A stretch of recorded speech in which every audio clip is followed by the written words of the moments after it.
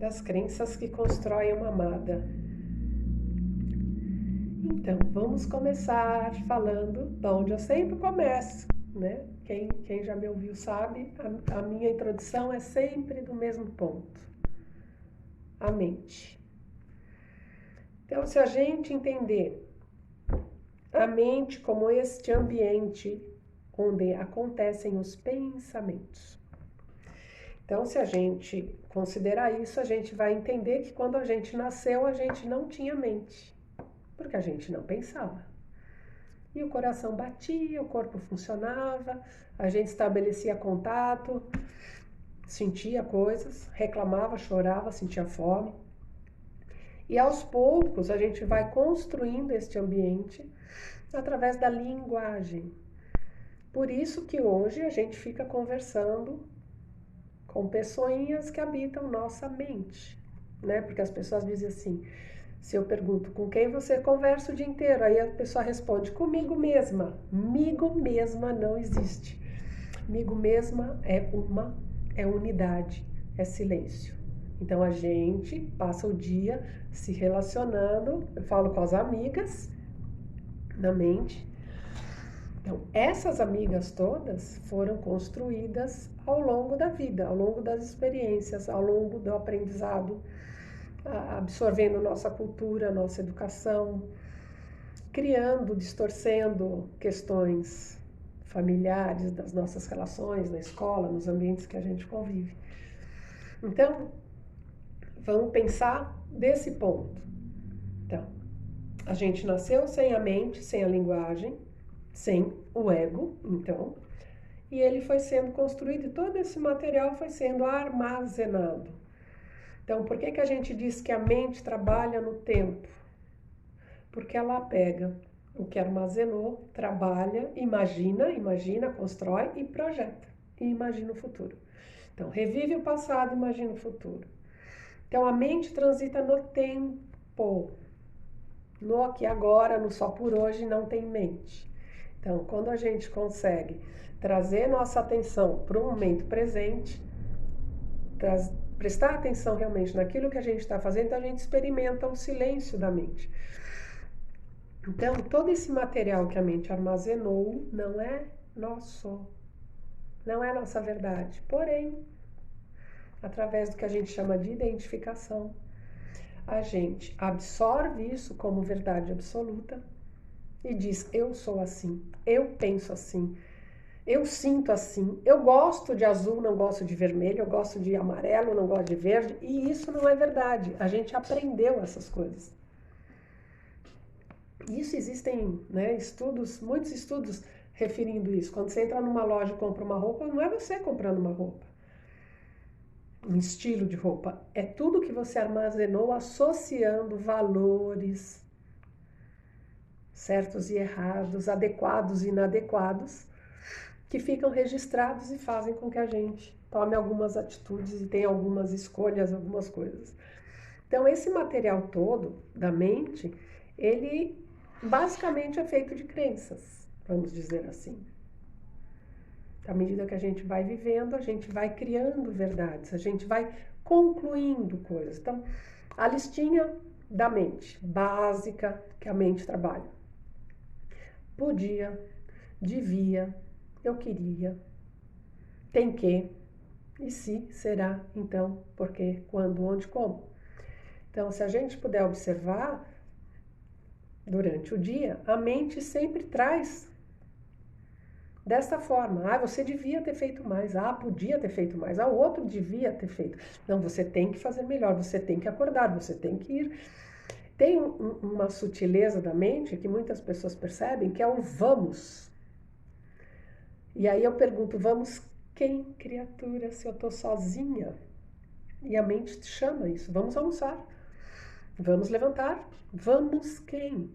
Então, o que isso sinaliza? Sinaliza esse ambiente mental cheio de amigas, controlando e direcionando nossas ações. Então, veja, naturalmente, e assim, em qualquer ser humano, as crenças existem e algumas crenças são básicas para todos. Uma grande crença é que o amor vem do outro. essa é uma crença que está instalada na humanidade. Então, se você for ver a literatura, se você for ver filmes, a mídia, todo mundo explora essa posição que é do ego. O amor vem do outro. Então, o ego basicamente trabalha do daqui para fora. É sempre a minha imagem perante o outro, é sempre o que eu acho do outro. Eu estou sempre preocupada com o outro, com esta relação aqui fora.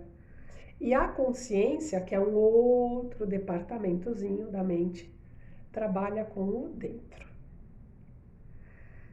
Então, nesse ambiente mental, a gente vai ter o ego, trabalhando sempre para fora no tempo, e a gente tem a consciência, que é o que permite que a gente fique no presente, que a gente tenha gratidão, que a gente tenha amor, que a gente tenha cooperação, que é quando eu paro de comparar. Veja, o que a mente faz o tempo inteiro?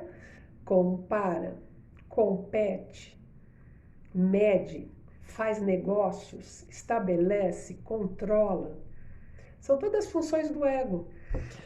E a gente fica completamente identificado com essas funções. Então, por isso que é difícil, né? As pessoas falam, achar o ponto da compaixão, do amor incondicional, do amor espontâneo. Por quê? Porque ele não está aqui dentro.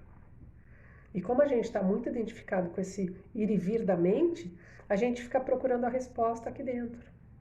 E a resposta não está aqui dentro.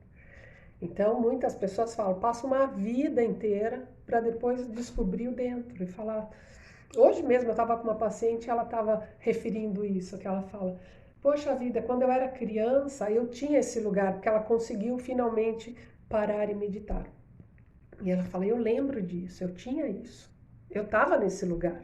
Mas é exatamente isso que acontece, conforme a gente vai crescendo, vivendo, a gente acha que a gente tem que ser o que o mundo pede. Então a gente começa a absorver essas mentiras do mundo como verdades. E aí a gente tenta se adaptar. E aí a gente se perde. Então, uma crença muito básica do ego, como ele vive para fora em função do outro, é acreditar que o amor vai vir do outro. E olha como isso é básico para a amada e é básico para muitos seres humanos que estão em relacionamentos dependentes, perseguindo sei lá o que para chegar sei lá onde. E esse deslocamento, veja, a gente também vai ter com sucesso, com carreira, com um monte de coisa, porque a mente acha que está tudo lá em algum lugar, que um dia eu vou alcançar e serei feliz quando isso acontecer. Porque a mente trabalha com o tempo. Então ela desloca e vende esta ideia que quando você chegar lá, você vai ser feliz. Quando ele sempre condiciona as coisas. E aí, quando você tem na programação um só por hoje, né, ele aponta para uma verdade absoluta. Então, meu corpo está aqui. E é aqui que eu tenho que estar. Eu não posso estar em outro lugar. Então, a minha mente pode trazer imagens, imaginações do amanhã, do semana que vem, do hoje à noite, de qualquer coisa. E a gente faz isso. Eu até estava falando hoje, né, brincando com esse termo, de falar assim, a gente fica zumbi, parado olhando para o nada, para a televisão, não sei para onde, e a cabeça viajando. Então, peraí, onde o meu corpo está é onde minha atenção tem que estar, porque é o único lugar que é real.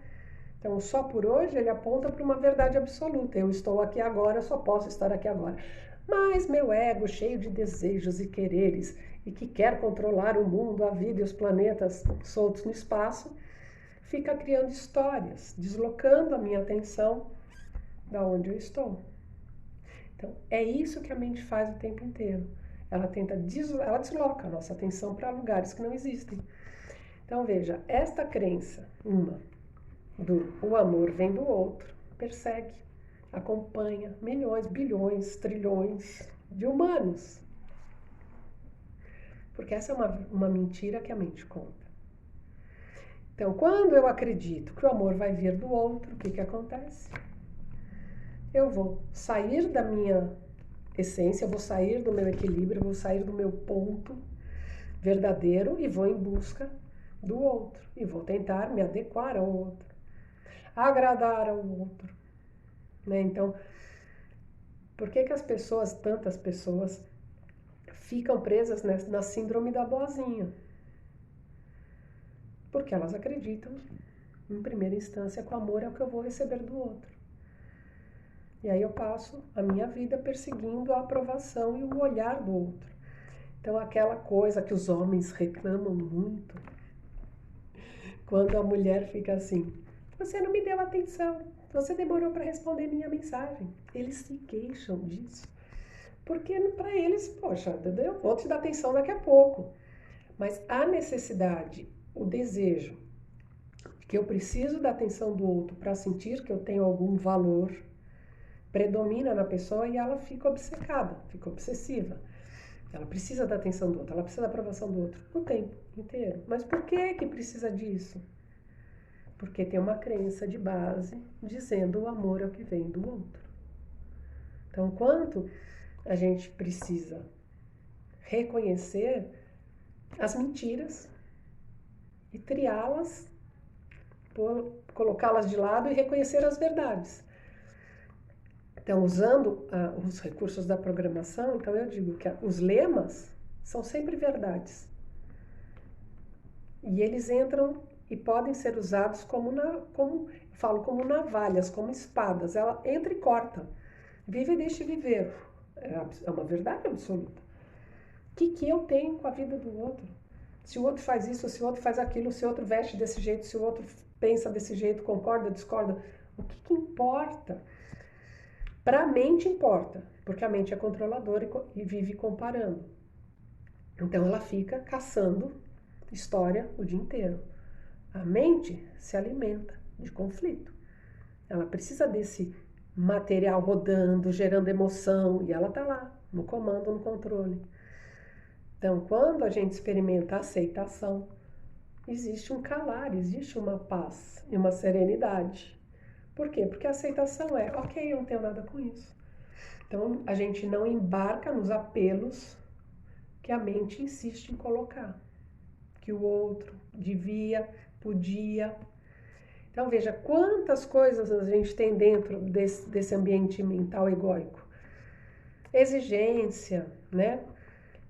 Muita cobrança, muita rigidez com o outro, consigo mesmo. A mente fica cobrando da gente e a gente responde, se justifica.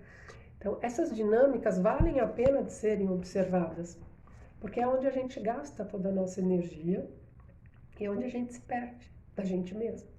Porque a sensação é sempre de insuficiência, de incapacidade, de incompetência. Porque a mente, eu falo que a mente, o ego, ele se comporta como um irmão mais novo, o irmão mais novo de Deus, invejoso. Então Deus já fez, está feito, já está tudo posto. O ego entra e fala, mas se fosse eu teria feito melhor. E essa posição da mente, veja que ela nos acompanha em tudo que a gente faz muitas vezes. A gente faz algo, tá? Foi o melhor que pude fazer. Aí a mente chega e fala, mas podia ter sido diferente. Podia ter sido melhor.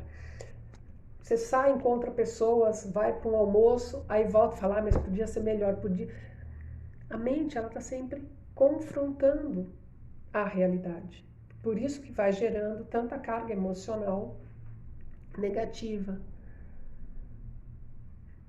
A mente compara, ela confronta, ela questiona. Então, ela vai gerar o quê como resultado? Emoções negativas de insuficiência, de incapacidade, de inabilidade, de... esqueci o termo. Não ajustada. Então, veja lá. O amor é o que vem do outro. Então, vamos questionar um pouquinho isso. Se o amor é o que vem do outro, e eu preciso tanto deste amor que vem do outro, quer dizer que eu não tenho amor, mas o outro tem. Faz sentido isso? Quem disse que não tem amor dentro de mim? Que mentira é essa que o amor está no outro e não está em mim? Então veja como é uma distorção, porque se o amor está no outro, ele está em mim também. Mas o ego não sabe disso, porque o ego não ama, porque o amor não está dentro da mente.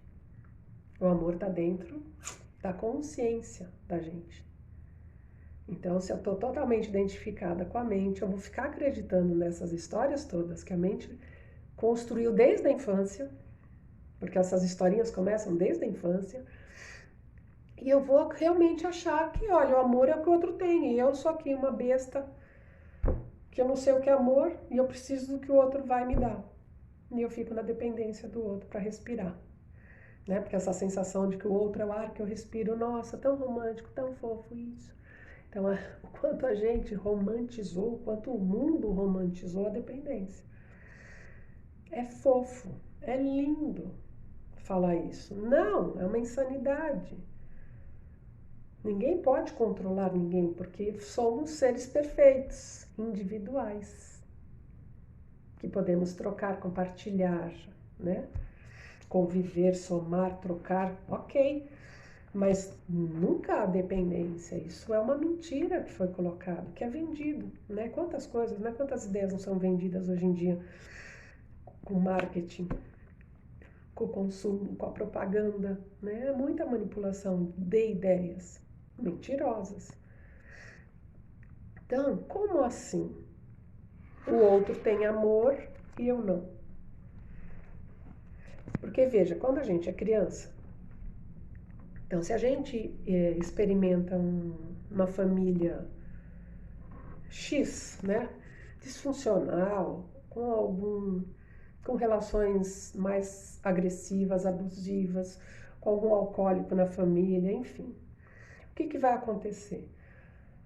Você chega lá no grupinho da escola, as crianças se reúnem, aí uma fala, ai, meu pai me levou no zoológico esse fim de semana. A outra, porque eu fui almoçar na casa da minha avó. E aí você diz, meu pai quebrou a casa hoje, né, nesse fim de semana, brigou com a minha mãe. Eu passei o fim de semana trancada no quarto com medo. São coisas que não são compartilhadas, são guardadas. E aí começa a comparação. E aí a gente começa a comparar a minha família com a família do outro. E aí eu digo que isso é uma mentira, porque quando você chega na casa da amiguinha, do amiguinho e tal, todo mundo se comporta, porque tem visita.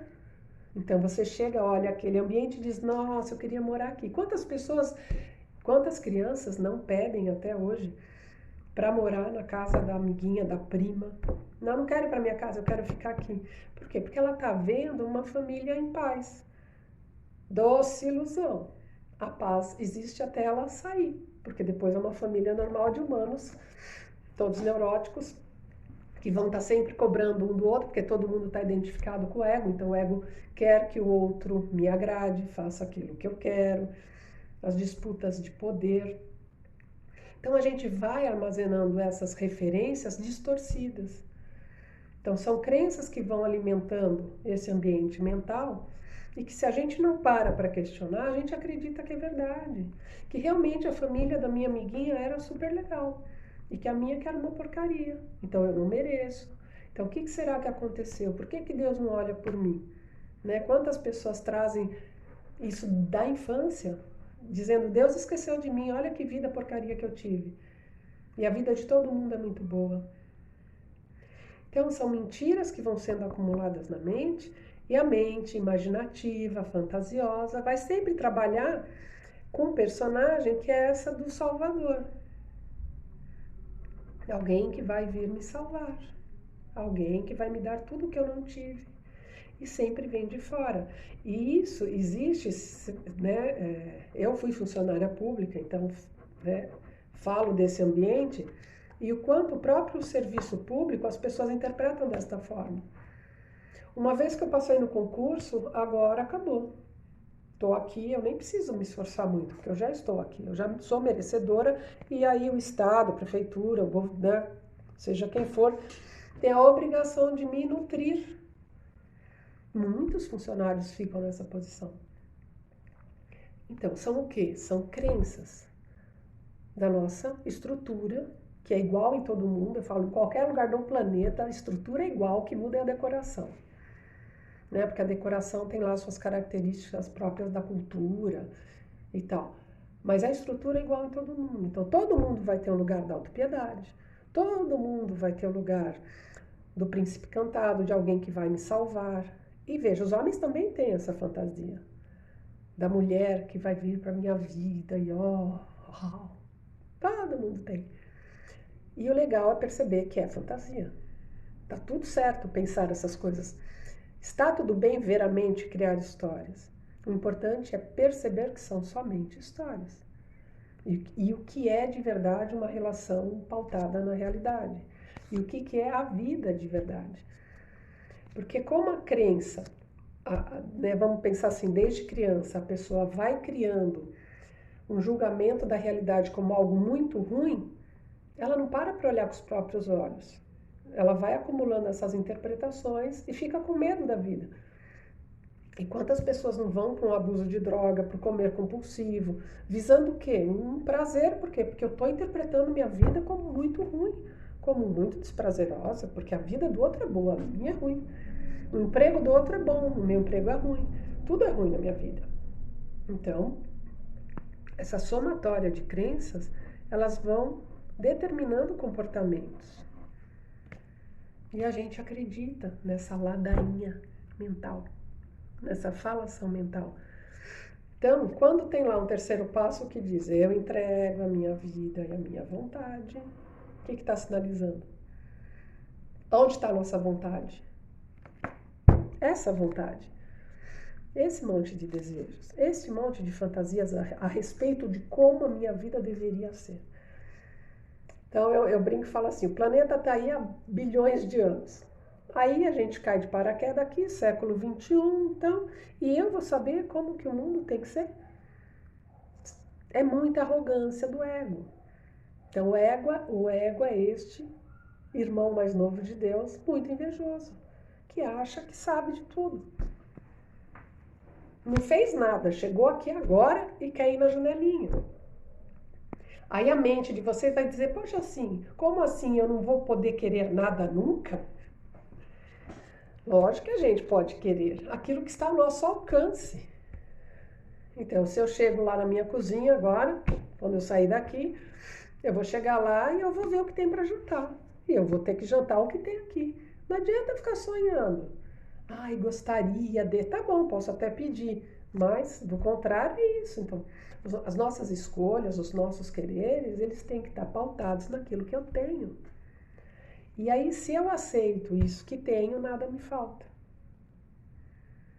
E aí a gente pode caminhar numa sensação de satisfação. Quando eu vou atrás da minha mente, que tudo quer, que tudo pode, que tudo imagina, só vai vir a insatisfação. Porque a imaginação e a realidade são linhas que não se encostam, são linhas paralelas que se aproximam e se afastam. Elas nunca se encostam, elas se aproximam. Então, não é que eu vou ficar desejando, como tem muita gente com essa história do pensamento positivo, então fica, eu vou conseguir, eu vou conseguir, eu vou conseguir. Não é aqui, não é aqui. Você pode ficar a vida inteira, quantas vezes eu falei para paciente no consultório, senta aí no sofá, eu alugo meu sofá aí. Um mês para você ficar todo dia aqui falando, eu vou conseguir, eu vou conseguir, eu vou conseguir. Não vai conseguir por causa disso. Se você achar o ponto da consciência, aí sim você vai conseguir. Porque não é um querer, é um ver. É ver o que é possível, é ver a possibilidade. É onde mora a aceitação. E você segue com a vida e aceita o que está acontecendo como está acontecendo. O mundo não está aqui para me agradar. O outro não está aqui para me agradar. Eu é que me agrado com o mundo, com a vida, com as pessoas. Do jeitinho que elas são, do jeitinho que está posta a vida. Mas como a gente recebe uma carga imensa de ilusões, de imaginações, veja, filmes, séries. Toda série que você assiste, todo filme que você assiste, toda novela que você assiste, sem perceber, sem ter a consciência que aquilo é mentira, em algum lugar de você vai existir a fantasia, vai vir o glamour, vai vir a imaginação, e a gente fica alimentando este mundo, gerando o quê? Frustração, porque comigo não acontece. Mas é mentira o que está acontecendo ali. Você sabe que eu adoro pegar minha mãe nessas coisas. Ela tá com 82 anos e aí tá ótima, né? E aí ela, não, peraí, deixa eu ver aqui o que vai acontecer na novela. E eu morro, e eu falo, para! Ninguém te contou que é mentira? Ela fica, ai, sei com essa história, eu sei que é mentira, mas deixa eu ver, mas deixa eu ver. Então, existe um lugarzinho em todo mundo que gosta, que é a mente adora se alimentar dessas mentiras, dessas fantasias.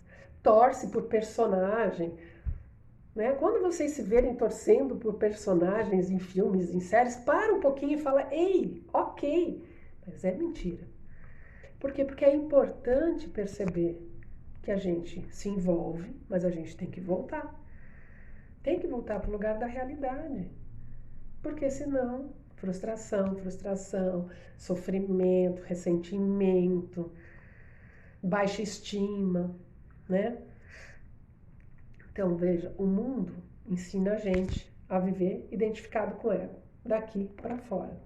Então, veja como é distorcido o conceito do amor. A gente aprende que o amor é quando o outro me deseja, até pelo corpo. Então, quanto do feminino, quanto das mulheres, né? Quantas mulheres não ficam preocupadas com o corpo, porque o corpo tem que ser um objeto de atração para um homem. E isso é muito pouco, é muito superficial. E a gente não percebe que a gente cai nesse jogo, porque é o que o mundo vende. E aí a gente se sente mal, e eu já tive várias pacientes, mulheres que ficam se questionando do corpo. Não, porque se eu tivesse mais peito, eu tinha namorado. Se eu fosse loira, eu conseguia um namorado. Se eu tivesse mais bunda, eu teria um namorado. Mas peraí, você não é um objeto de desejo. Você é uma pessoa, uma complexidade. E isso não é valorizado. Então, o quanto a gente tem que ir tirando as mentiras. Tirando as mentiras. Então, a primeira mentira é que o amor é o que vem do outro. Segunda mentira é que todo mundo tem que estar no relacionamento. Outra mentira, a gente pode ter relacionamentos, a gente não precisa deles. Muitas pessoas vivem muito bem sem eles. Ou em momentos pontuais sem ele, sem um relacionamento afetivo. Parceiros, parceiras, não importa. Então são mentiras que são vendidas e a gente acredita e sai sofrendo com elas. Então como é que você constrói essa dependência, né? Vamos colocar assim, dos relacionamentos, de uma forma geral. A base é a crença de que o amor é o que eu vou receber do outro. Que eu tenho que agradar o outro, que o outro tem que me agradar. E aí começa a relação de controle. O que a programação aponta e o que tantas outras escolas apontam? Que existe um lugar central onde a gente consegue alcançar o equilíbrio, o amor saudável. Então, o amor saudável não é na relação com o outro, o amor saudável é aquilo que vai sair de mim de uma forma espontânea, leve e saudável. Depois que eu descubro a fonte desse amor, eu vou me relacionar saudavelmente com este amor que brota, porque é a nossa natureza. Então, se a gente olha, tinha um experimento que eu assisti eu acho que era sueco, suíço, era a pessoa que fazia o experimento, ele era muito alto e as crianças muito pequeninas, porque eram crianças de, acho que no máximo 2 anos. E aí o que ele fazia? Ele simulava ações, então tipo, carregando uma pilha de livro, aí ele ia pôr na mesa e a criança sentadinha na mesa. Aí ele deixava cair e olhava para a criança automaticamente ajudava ele, não precisava falar. Por quê? Porque é espontâneo do ser humano a cooperação. E o estudo era esse, né? O experimento era para apontar isso. Em crianças muito pequenas, mesmo sem a linguagem ainda estabelecida, a cooperação é espontânea. As crianças pequenas querem ajudar, né? Então, veja, essa é a nossa natureza. É a espontaneidade, é o cooperar, é amorosidade. Isso tá na gente. Mas, conforme a gente vai tendo as experiências, a gente bloqueia isso, esquece isso, bota um monte de entulho em cima e fica lá, vivendo de entulho. Acreditando que os entulhos são verdade, que a vida é dura, que a vida é um sofrimento, um sacrifício e tantas outras bobagens que ensinaram a gente. Então, se a gente for lembrar o que os nossos avós diziam sobre a vida, o trabalho dignifica o homem. E esse trabalho escravo que a gente está submetido, isso dignifica o homem ou está causando danos à saúde mental dos homens? Então, quanto é esse trabalho que dignifica o homem? Claro que sim. Só que o que o mundo está apresentando não é isso. As pessoas estão sofrendo de um trabalho escravo, de uma sensação de que eu devo mais. Eu sempre tenho que produzir mais. Eu tenho que agradar ao outro. Meu chefe tem que gostar de mim. O outro tem que não sei o que. É sempre um campeonato para chegar aonde? Em lugar nenhum. Então, a gente começa a construir a dependência dos relacionamentos a partir dessas mentiras que são colocadas pelo mundo. Então, o quanto eu preciso olhar um pouquinho para isso e ir reconhecendo na minha história, aí o quarto passo, né? Na minha história, quantas mentiras eu ouvi a respeito do amor, do relacionamento. Se eu não ouvi, como eu interpretei os momentos que eu julguei o relacionamento do meu pai e da minha mãe? Porque a gente faz acordos. Então, se a gente vê o relacionamento do pai e da mãe que não é legal, que não sei o quê, muitas pessoas criam, eu falo, um contrato assinado a sangue e diz, quando eu crescer, eu vou viver diferente disso. Porque o meu casamento vai ser diferente disso, porque a minha vida vai ser diferente disso, ou vai ser igual de fulano, e aí a gente tenta imitar alguém. E isso tudo são caminhos que levam ao sofrimento, não são verdadeiros. Cada qual consegue viver como consegue viver, não tem certo, não tem errado. Tem o que cada um consegue dar a cada momento. E a gente só pode voltar-se para si, voltar-se para dentro e descobrir o que eu consigo? Né? Qual é a minha habilidade? Como que eu vou viver a vida? A minha vida, não é a vida do outro, nem como eu gostaria, é como eu posso, né? Com os dois pezinhos no chão. Se respeitando, reconhecendo as qualidades, as habilidades, fazendo bom uso desse sistema mente-corpo. Usando tudo que ele pode dar, né? E não imaginando a vida perfeita, a família perfeita, o relacionamento perfeito, o trabalho perfeito. Veja, na natureza, né, no mundo, o perfeito é aquilo que foi manifesto. Então, se você olha um jardim, você até pode ir lá podar o jardim. Existem, né, formas de organizar e harmonizar as plantas.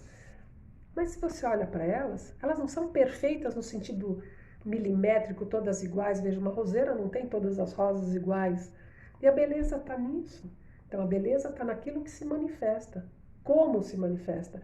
Só que essa lei a gente não usa com a gente. A gente não permite, ou a mente da gente não permite que a gente simplesmente seja quem a gente é. A gente está sempre escutando uma crítica, um julgamento, uma crítica, um julgamento, uma crítica, um julgamento. Então, como que eu vou poder me relacionar espontaneamente, sem medo, sem controle, sem ameaça? Se a mente está o tempo inteiro, ponto, controle, ameaça, o medo do futuro, o medo se isso, e se acontecer aquilo, mas será que vai dar certo? Mas eu acho que... Veja, toda vez que o pensamento traz um eu acho que, é mentira.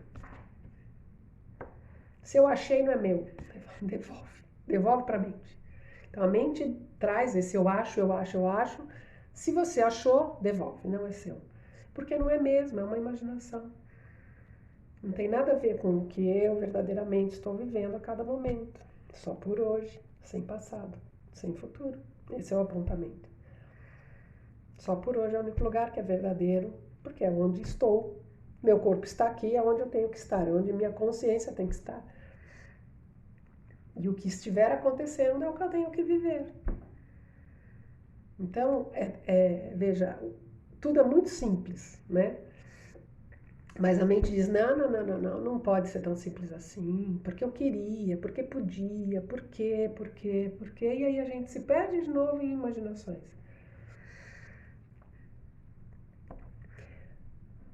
O caminho, né, assim, o caminho de perceber o lixo que a gente acumulou, que nos impede de vivermos espontaneamente ou de acessarmos o amor verdadeiro, que é este amor sobre, veja, amor incondicional.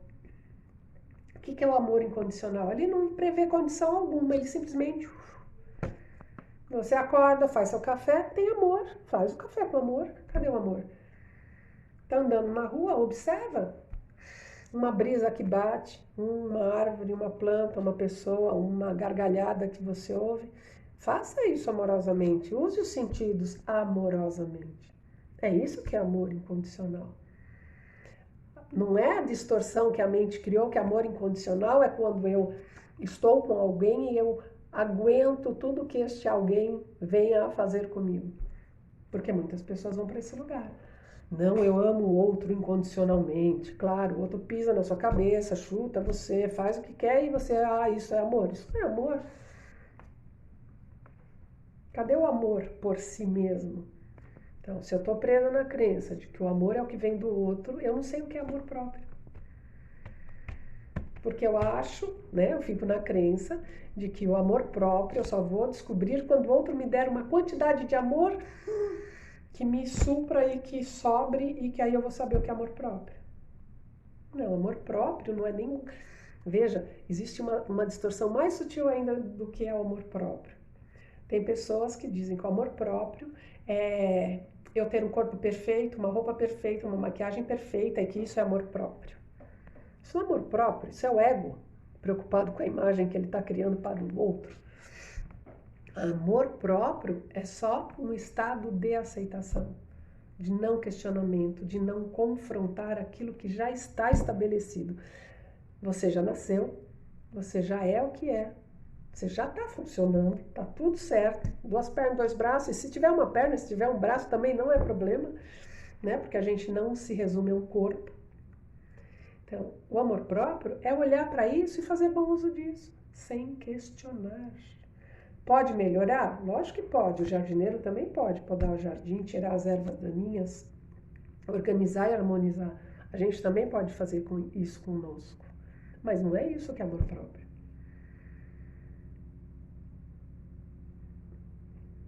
Então, veja quantas ideias distorcidas a gente vai carregando e gerando um desconforto, gerando este incômodo, gerando essa baixa estima,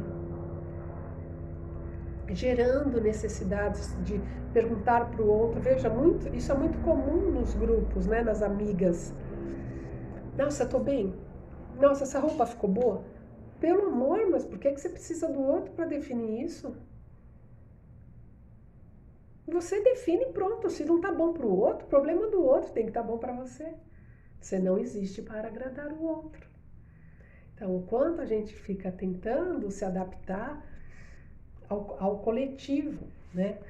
Eu não estou dizendo que a gente tem que chutar o balde, não é isso, mas é flexibilizar, é achar um ponto que seja confortável para você e que não prejudique ninguém, que não ofenda ninguém. E não viver adequadamente, né, tentando agradar tudo e todos. Não dá, não cabe esse lugar, não existe essa possibilidade, ela é muito sofrida. Eu brinco e falo assim, eu decidi deixar o cabelo curto já há muitos anos. E meu filho mais novo, toda vez que eu corto, ele fala, Deus me livre, por que você faz isso? Eu já usei o cabelo muito, muito, muito curtinho e ele olhava e ele falava assim, você parece um homem, pelo amor de Deus, cara, para com isso. E eu dou risada. Falo, o cabelo é meu, eu faço o que eu quero. Aí agora eu parei de pintar e aí eu tenho aí a turma do contra, né? Então minha irmã é uma que toda vez que me vê ela fala, ai, Deus me livre, você tá com uma cara de velha, quando é que você vai pintar esse cabelo? Aí eu dou risada e falo, eu não vou pintar, deixar ele desse jeito. E as pessoas vão me encontrando e vão questionando, e eu dou risada, eu não tô aqui para agradar ninguém. se me agrada o cabelo, porque nem me agrada. Cabelo é o cabelo. Eu não quero ter mais trabalho de ficar pintando. Ele é o que ele é, não tenho nada com isso. Tá tudo bem. Mas se eu for ficar preocupada com a minha imagem, eu vou querer agradar todo mundo. Então aquela história não fala a idade que tem. Então, veja que jogo é esse de ficar mentindo, de ficar criando um personagem, de ficar criando alguém que tem que agradar todo mundo, ou o oposto, cobrar que o outro faça isso. Que o outro tenha que ser e seguir padrões, comportamentos e atitudes que eu imaginei como adequadas. Né? Nos relacionamentos de casal, quanto é comum, né? Essa crítica, né? Mas você não podia fazer diferente? Não, o outro não podia fazer diferente. Ele faz desse jeito, ele fala desse jeito, ele ri desse jeito, ele pendura a toalha daquele jeito. Qual é o problema? A mente é controladora, ela cria o script da vida, só que a gente não entrega o script para o outro, a gente fica no controle do outro. Mas o outro não sabe, ele não leu esse script que foi criado na imaginação. Mas a mente fica lá controlando. Mesmo que não se fale, mesmo que você cale, a mente está lá. Pererê, pererê, pererê, pererê, pererê, mas que absurdo, mas por que faz assim, por que faz assim? Então a gente fica refém de um sistema de controle que é inútil, que é em vão. Então, a amada, ela é construída dessas crenças. Crenças que são vendidas mundo afora. Tidas como verdadeiras, como glamourosas. Né? Veja que esse amor romântico, como ele é difundido. O amor carnal, o desejo, como ele é visto como amor. Não, o desejo é uma coisa, sexo é uma coisa, amor é outra. Veja quantas pessoas não confundem essas coisas e muitos jovens, e todo mundo, vamos dizer, toda mulherada já passou por isso na adolescência, de que quando sente alguma coisa, interpreta como eu preciso dessa pessoa, eu preciso namorar com essa pessoa. E não é verdade. Então, se a gente olhar agora não mais na porta das escolas, as crianças pequenas, 3 aninhos, 4 aninhos, o que acontece entre eles? Eles têm amor um pelo outro. E o que a nossa cultura ensinou? Ah, é seu namoradinho? Ah, é sua namoradinha? E aí a gente começa a criar as distorções. Não, a espontaneidade do amor é uma verdade dos seres humanos. E a nossa cultura vai lá e distorce no amor romântico. E aí quando você cresce, então você tem amor por alguém, você interpreta que isso eu preciso ficar com essa pessoa. Não, a gente deveria amar todos os humanos. E se aproximar para ter relacionamentos sexuais, afetivos com alguns, não com todos. Então, quando sai hoje em dia essa coisa do ficar, né, embalada, beija 1, beija 2, beija 3, se agarra com o quarto, quinto, com os dois. Aí sai e fica fazendo listinha com as amigas. Quantos você pegou hoje? Que é isso? Então, isso é uma distorção. Isso não é uma necessidade, isso é uma distorção. Porque a gente interpreta que a gente é desejada e a gente é amada. Então, desejo não tem nada a ver com amor. Então, o amor devia ser por todo mundo. E o desejo, sim, você avaliar o que é o desejo, o que é isso que encaixa, né? O que é essa parceria. E a gente perdeu essas noções. A cultura perdeu essa noção. E aí a gente precisa individualmente ir resgatando isso, de questionar mesmo. Mas espera aí, minha cabeça está dizendo que é isso, deixa eu ver com os meus olhos. Deixa eu ver. Então, deixa eu ver é trazer a consciência. Então eu digo assim, senta na praça e fica olhando o mundo. Olha as pessoas passarem com distanciamento. Ou brinca de ser um extraterrestre. Eu falo que é ótimo, você brinca de ser um extraterrestre. Você se imagina vindo numa nave espacial e dá uma rasante na cidade, olha os apartamentos e começa a olhar como é que as pessoas, como é que esses humanos vivem. É chocante quando você ganha esse distanciamento. Como é que os seres humanos estão se desrespeitando? O que eles estão interpretando que é amor? É assustador, porque está muito distorcido. São muitas distorções. Então, são essas distorções que vão fazendo com que a gente se perca de si mesmo. E aí atribua a responsabilidade ao outro. Por isso que eu falo que a sétima é sempre um conceito muito importante, porque é trazer esse lugar da suficiência. Não do, eu dou conta de mim, né? Eu sou super master, não preciso de ninguém. Não é isso. É trazer a real responsabilidade. Porque se eu estou aqui, na minha existência, só eu sei qual é a minha necessidade. Mas o que a nossa fantasia faz? A gente faz caras e bocas para o outro perceber, a gente se faz de, né, veste uma roupinha de autopiedade porque quer a atenção do outro, faz isso, faz cena, caras e bocas, simula situações para receber um pouco de atenção. Mas se a gente usa a honestidade, essa autorresponsabilidade, você identifica, tô carente, vai lá e abraça outra pessoa, vai lá e pede um colo e fala, eu vou ficar aqui, tá? Não precisa falar comigo não, só vou ficar aqui encostadinho. Fica ali. Não. O ego cria uma história que o outro deveria ter percebido o que então, por que então, e aí frustração, raiva, ressentimento. Então, poder olhar para si e assumir esse lugar. Eu sou responsável pela minha existência. Então, peraí, eu posso pedir ajuda? Lógico que posso, devo. Mas o reconhecimento das reais necessidades ou da onde está essa fonte de amor é individual a responsabilidade. A gente não pode atribuir isso a ninguém.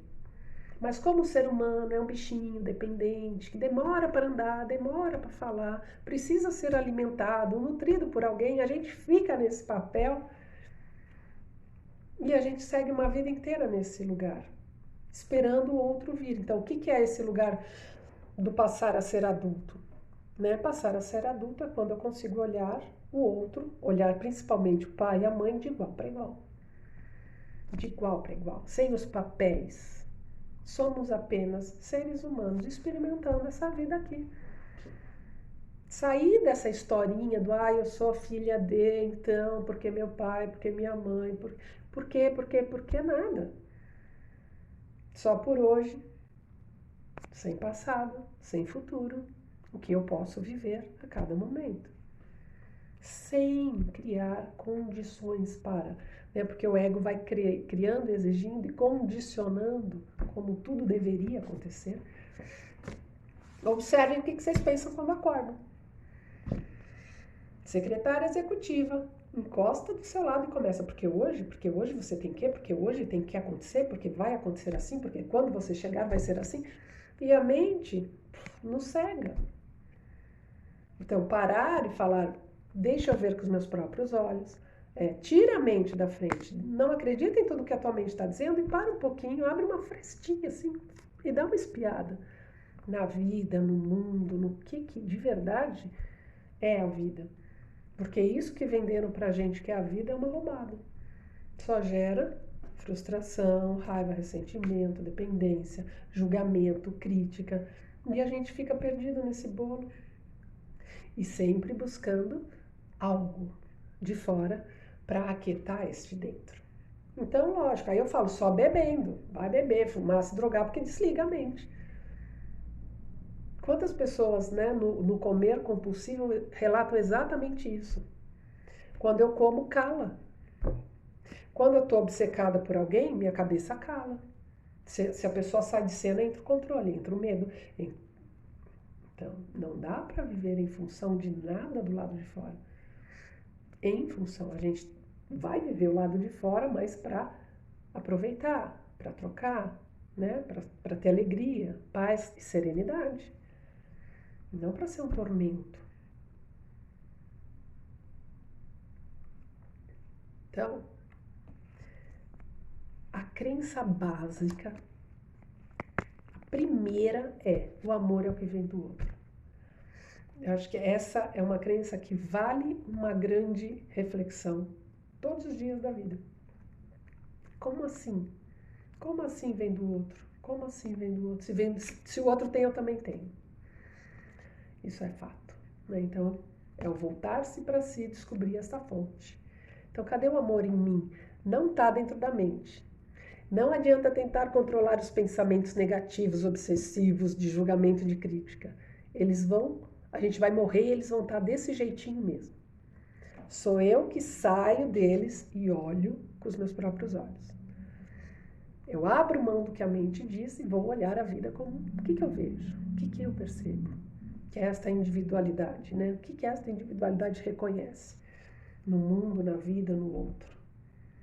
Isso é recuperar-se, né? A recuperação vai voltar para esse lugar, que é o lugar que a gente tinha quando a gente era pequeno, que era a possibilidade de se encantar com a vida, de ser amoroso, né? De brigar com o amiguinho, 2 minutos, deu dedinho, estão brincando de novo. Depois a gente cresce, para de falar com as pessoas 10, 20 anos, porque eu não concordo com o que o outro fez. Quem é você para concordar com alguma coisa? É o ego arrogante, dono da verdade, dono do mundo, que se apropria, né, da nossa existência e fica fazendo essa bagunça na nossa vida. Então é isso. A gente pode, acho que, conversar um pouco.